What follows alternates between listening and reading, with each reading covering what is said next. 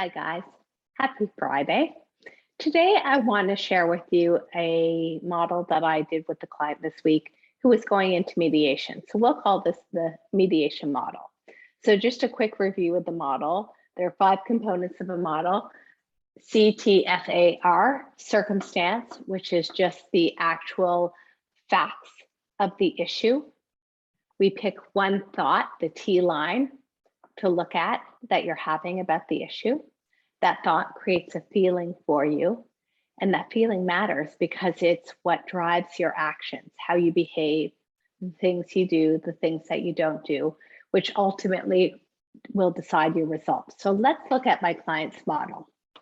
The circumstance was as follows. She had a mediation date coming up this week. There was an interim agreement that her ex had to pay her about $4,000 per month in support between child and spousal support. But actually, he was paying $2,500 in support. So we really took out all of the adjectives, all of her thoughts about the circumstance, and really dialed down to the circumstance to find out really what she was thinking before she went into mediation. And the thought that she had was, he gets away with a lot.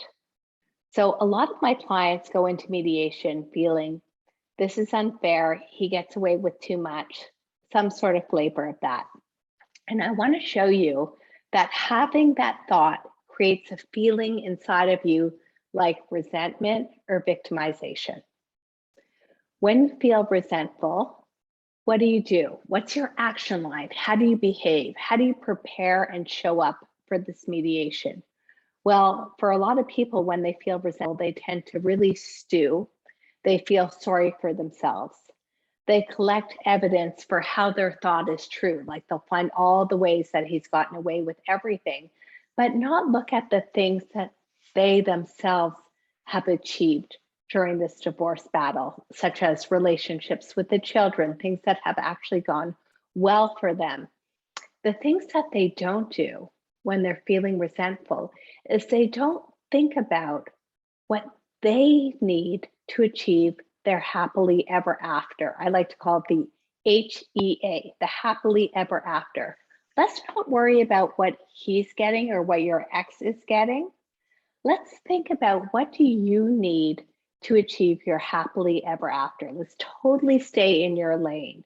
But when you're feeling resentful, you're in your ex's lane completely. And the result for you when you feel resentful is you're actually depriving yourself of the opportunity to create what you need and what you want for your happily ever after.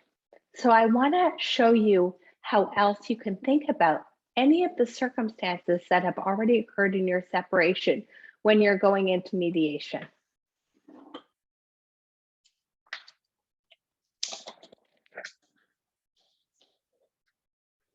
So same circumstance, mediation date coming up. Your ex is supposed to pay $4,000 a month, and your ex is actually paying $2,500 a month.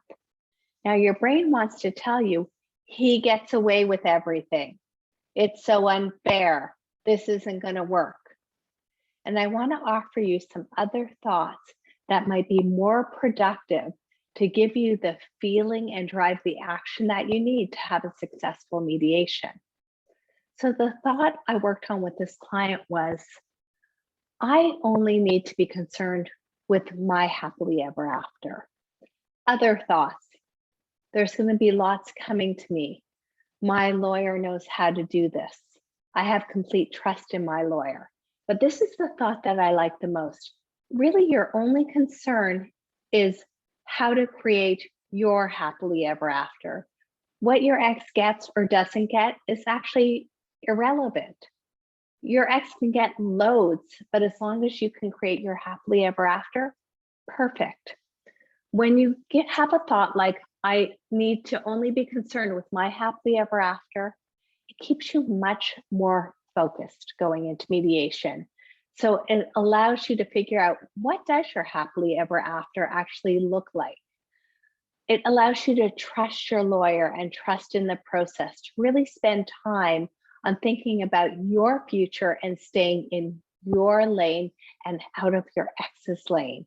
And when you do that, you are able to create the deal that you need to create your happily ever after, regardless of what your ex gets or doesn't get. It's no longer relevant.